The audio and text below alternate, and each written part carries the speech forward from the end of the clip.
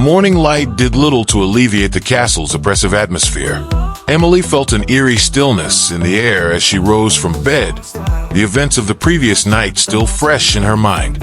She glanced at Alice, who was sitting by the window, her arms wrapped tightly around herself. "You okay?" Emily asked, her voice soft. Alice nodded but didn't turn away from the view. "Just counting down the hours until we leave," she murmured.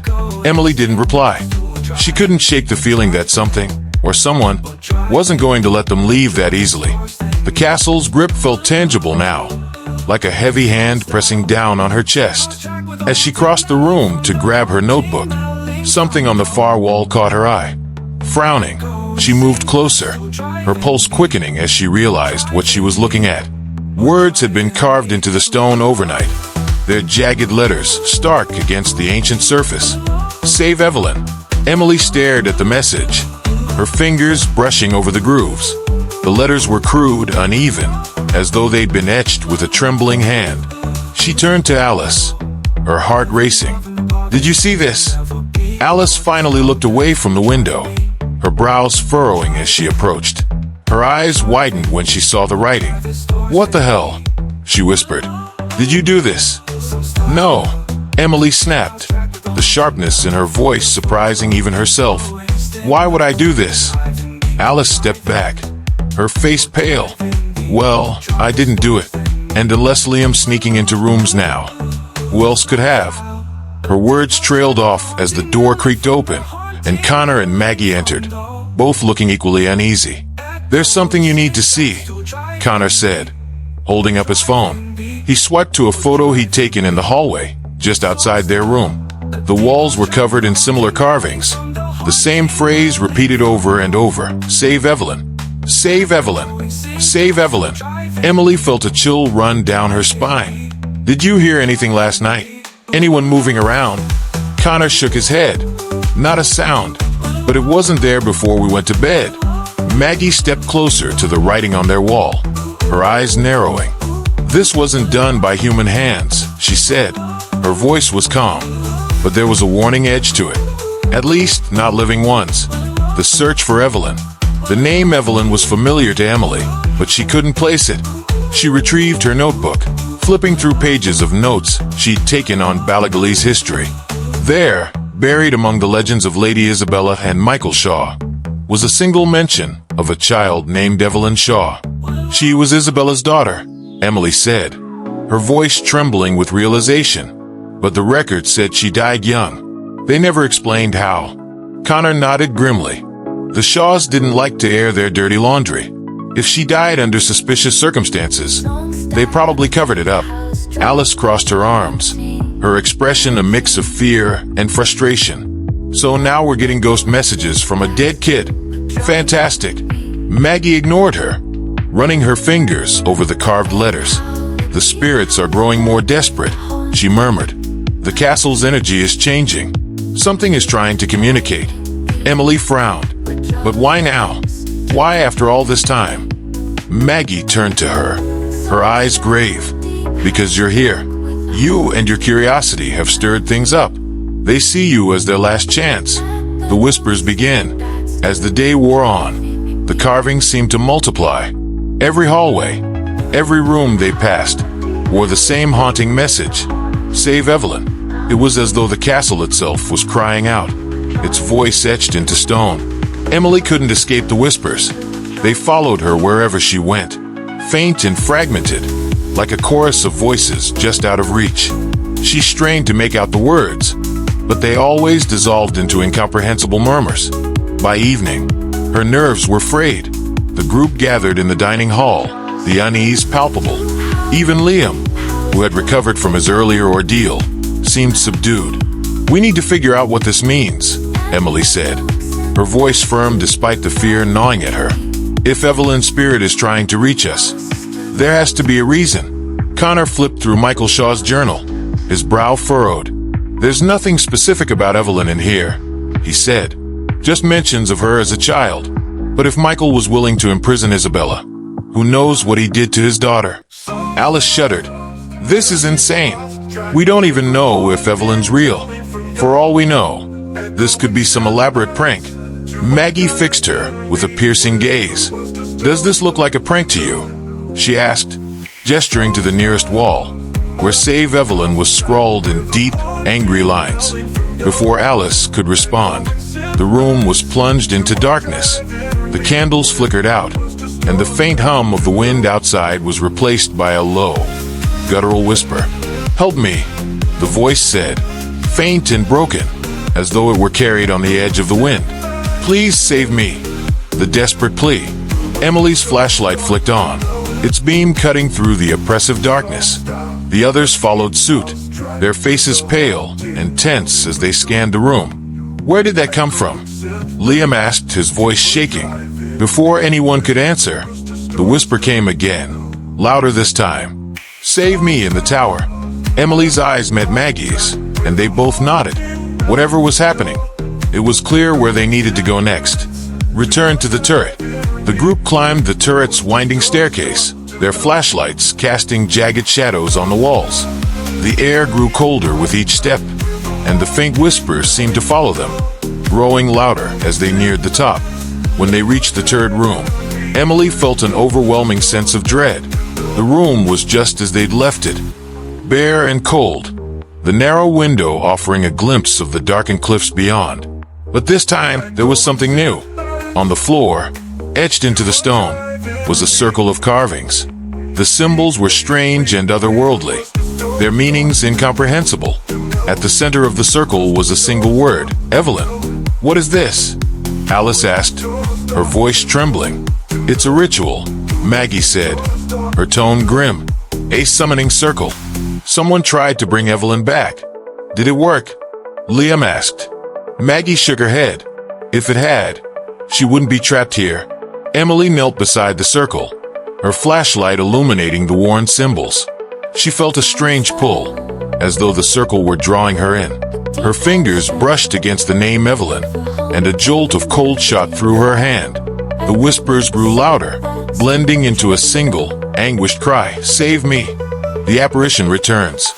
The air in the room seemed to crackle, and the shadows in the corners grew darker, deeper. A figure began to emerge, its form faint and shimmering. It was a girl, no older than 10, her hair long and dark, her eyes wide with fear. "Evelyn," Emily whispered, her heart breaking at the sight. The girl's gaze fixed on her, and she opened her mouth to speak. But before she could, the shadows surged forward, enveloping her in a wave of darkness. Her cries echoed through the room as the light from their flashlights flickered and died. Emily felt a hand grip her shoulder, and she turned to see Maggie, her face pale but resolute. "We're running out of time," Maggie said. "If we don't act soon, she'll be lost forever." "What do we do?" Emily asked, her voice shaking. Maggie's eyes flicked to the circle. "We finish what someone else started. Evelyn's game." The group gathered in the dining hall later that night, the room's oppressive atmosphere pressing down on them. The air seemed colder than before, and the flickering candlelight cast long, shifting shadows that danced across the walls. Maggie sat at the head of the table, her hands resting lightly on the surface, her expression calm but focused. "This seance will help us connect with Evelyn," she explained, her voice steady. "But you need to understand, spirits, especially those of children, can be unpredictable. Once we start, we must see it through." Alice scoffed, crossing her arms. "Great, another psychic party trick. What's next?" "Ouija boards." "Stop it," Emily snapped, her patience wearing thin. "This isn't a joke." Maggie gave no indication she'd heard Alice's comment. Instead, she gestured for the others to join her at the table. Reluctantly, they obeyed. Emily sat to Maggie's left, her notebook ready, while Connor, Liam, and Alice filled in the remaining seats. Maggie placed a single candle in the center of the table and lit it with a match, the flame casting an eerie glow over their faces. "Everyone, place your hands on the table," Maggie instructed. "We need to create a circle of energy." The group hesitated but complied, their fingers resting lightly on the cold wood. Maggie closed her eyes, her lips moving in a silent prayer or chant. The room seemed to grow even quieter, the faint creaks and groans of the castle, fading into nothingness. "Evelyn," Maggie said softly, her voice carrying through the stillness. "If you are here, we are listening. Show us a sign." The first sign. At first, nothing happened. The group exchanged uneasy glances, the silence stretching on. But then, the candle flame flickered violently, as though caught in a sudden gust of wind, though the air in the room was still. The faint sound of giggling echoed from somewhere above them, light and childlike. Alice stiffened. "Did anyone else hear that?" Maggie opened her eyes, her gaze sharp. "She's here."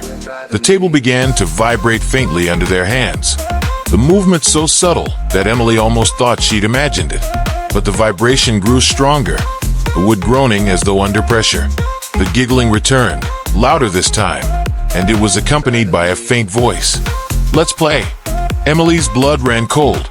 The voice was high-pitched and cheerful, but there was an undercurrent of something darker, something that made her skin crawl. "What does she mean, play?" Liam asked, his voice trembling. Before anyone could respond, the room erupted into chaos. The chairs beneath them jerked violently, sending Alice and Liam tumbling to the floor. The candle in the center of the table flared, its flame shooting upward before extinguishing completely. In the sudden darkness, the sound of shattering glass filled the air as objects around the room began to move. Emily's flashlight flicked on, its beam cutting through the chaos. She saw plates and cups flying off the shelves, smashing against the walls with a force that sent shards scattering across the floor. The heavy wooden chairs slid across the room as though pushed by invisible hands, their legs scraping against the stone. "Get down!" Connor shouted, pulling Liam to his feet. The group scrambled toward the walls, trying to avoid the flying debris. The giggling grew louder, echoing from all directions. Emily turned her flashlight toward the far end of the room and froze. A figure stood in the shadows, a small girl, her form faint and shimmering. Her hair hung in dark, tangled strands around her face, and her dress was torn and dirty. She tilted her head, her expression unreadable. "Evelyn," Maggie said, her voice firm but calm. "We're here to help you. Tell us what you need." The figure didn't respond. Instead, she stepped forward, her bare feet making no sound on the stone floor. She held out her hand, and the room fell silent. The objects that had been moving stopped abruptly, dropping to the floor with loud thuds. "Let's play," Evelyn said again, her voice softer this time but no less chilling. "The game begins." Before anyone could react, the air in the room seemed to shift. The light from Emily's flashlight dimmed, and the walls seemed to close in, the shadows deepening. A low, rhythmic ticking filled the air, faint at first, but growing louder with each passing second. "What's happening?" Alice asked, her voice panicked. "It's her game," Maggie said grimly. "She wants us to play." Emily stepped forward, her heart pounding. "What kind of game?"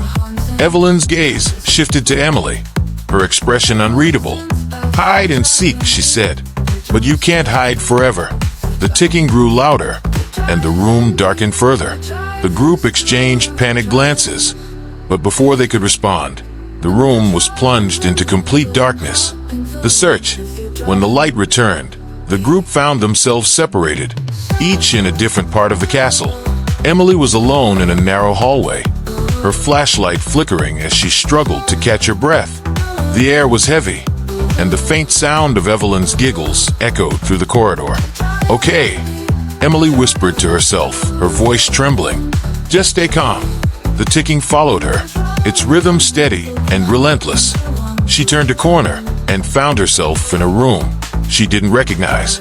The walls were lined with mirrors, their surfaces cracked and tarnished. Her reflection stared back at her from every angle, distorted and fragmented. "Evelyn," she called, her voice echoing in the empty space. The giggling returned louder now, and one of the mirrors shattered, the shards falling to the floor with a deafening crash. Emily stepped back, her flashlight beam sweeping across the room. In the largest mirror, Evelyn's face appeared, her eyes wide and unblinking. "You're it," Evelyn said, her voice sharp and gleeful. "The chase." The ticking grew louder, faster, as Emily stumbled out of the room. She could hear the sound of footsteps behind her, light and quick, as though a child were running just out of sight.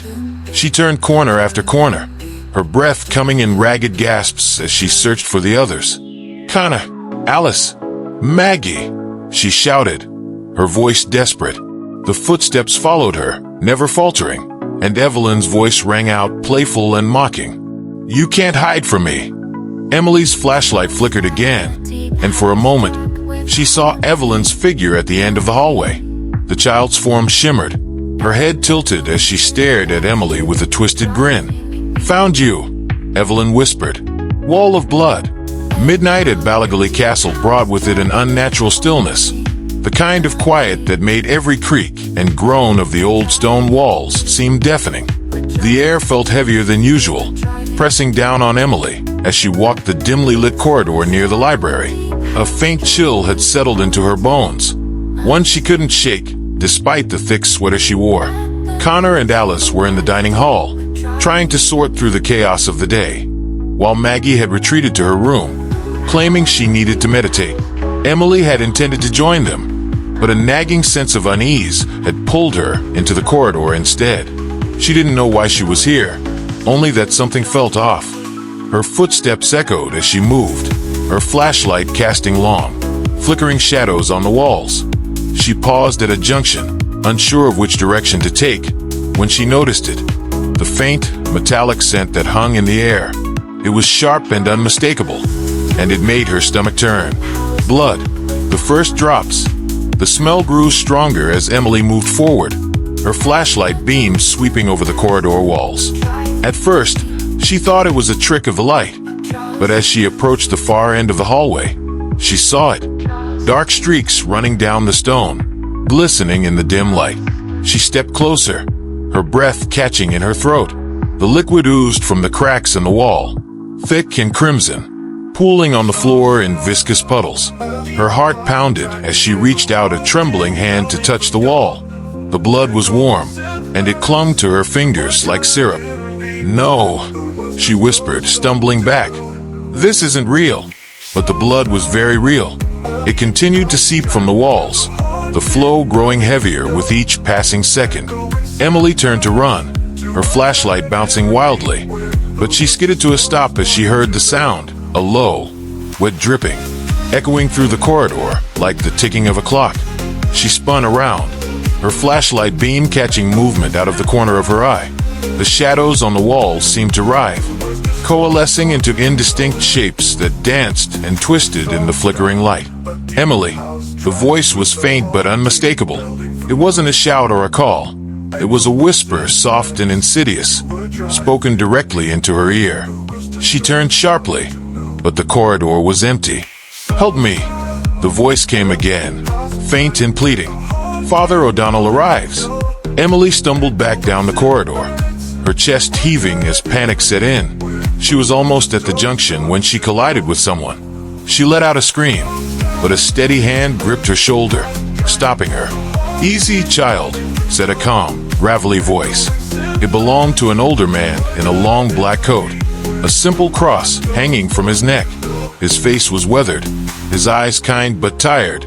"Who?" Emily began, struggling to catch her breath. "Father O'Donnell," he said, his tone gentle but firm. "Maggie called me, said the castle needed intervention." Emily pointed toward the blood-soaked corridor, her hand shaking. "The walls, they're bleeding. I don't know how, but..." Father O'Donnell held up a hand, silencing her. "Show me." Together, they moved back toward the corridor. Emily hesitated as they approached, but Father O'Donnell strode forward with a quiet confidence. When they reached the end of the hallway, the blood had spread further, dark rivulets dripping steadily onto the stone floor. The priest studied the scene for a long moment, his expression unreadable. Then, he reached into his coat and pulled out a small vial of holy water. He uncorked it and flicked a few drops onto the wall. The blood hissed and sizzled where it touched, sending up faint tendrils of steam. "This castle has seen too much death," he said, his voice low. "The walls remember." Emily stared at him, her mind racing. What does that mean? Why is this happening? Father O'Donnell turned to her, his expression grave. Places like this, places stained by tragedy. Don't forget. The pain, the anger, the sorrow. It lingers. And sometimes it manifests. He gestured to the blood. This is a warning. The spirits here are restless. And they won't stop until they're heard. The stories of the dead. Emily leaned against the wall, her knees weak. How do we make it stop? Father O'Donnell sighed, his shoulders sagging under an invisible weight. You can't simply stop it. Spirits like these are tethered to the pain that binds them. They demand acknowledgement, justice, resolution. Until they get it, they'll haunt this place, and anyone who dares to stay. Emily swallowed hard, her mind flashing back to the carvings on the walls. Save Evelyn. The name echoed in her head, mingling with the whispers and the blood. Evelyn, she said aloud. It's about Evelyn. She's trying to tell us something. Father O'Donnell nodded. Then listen, but tread carefully. Not all spirits are what they seem. The flood. As they spoke, the flow of blood intensified. It poured from the walls now, cascading like a crimson waterfall. The metallic scent was overwhelming, and Emily felt bile rise in her throat. We need to get out of here, she said, pulling at Father O'Donnell's arm. He didn't move. Instead, he stepped closer to the wall, his hand resting on the cold stone. His lips moved in silent prayer, and for a moment, the blood seemed to slow. But then the wall shuddered, as though alive, and a loud crack echoed through the corridor. A fissure split the stone, and a torrent of blood burst forth, sweeping down the hallway like a wave. Emily screamed as the blood surged toward them, its force threatening to knock her off her feet. Father O'Donnell grabbed her arm, pulling her back, just in time. They stumbled into a side room, slamming the door shut behind them. A warning in the dark. The room was dark and silent, the chaos of the corridor muffled by the heavy door. Emily leaned against the wall, her chest heaving as she struggled to process what had just happened. Father O'Donnell lit a small candle, its flickering light casting long shadows on the walls. He turned to Emily, his face pale but determined. This is no ordinary haunting, he said. The spirits here are tied to something deeper, something darker. If you want to help Evelyn, you must uncover the truth about her death. Emily nodded, her resolve hardening. Where do we start? Father O'Donnell handed her a small wooden cross, its surface worn smooth from years of use. Start by protecting yourself, he said, and trust no one, not even the spirits. We're driving me